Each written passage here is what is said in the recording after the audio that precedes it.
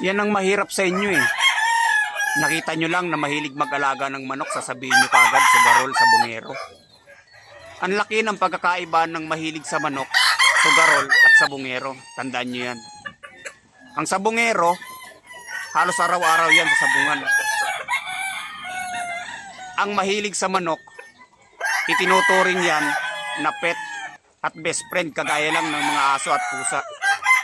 Kaming mga mahilig sa manok, itinuturing namin itong pantanggal ng stress, libangan, at passion.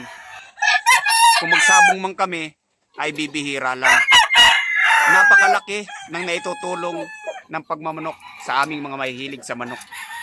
Dahil dito, nagkakaroon kami ng best friend, pet, at pantanggal ng stress. Kumbaga, nagbibigay ito ng aliw sa amin. Kung gumastos man kami, ay para yun sa aming kasiyahan. Ang sugarol, gumagastos para may pansugal, kahit maubos ang pera. Kaming mga mahihilig sa manok, libangan lamang namin ito. Yan ang tatandaan niyo.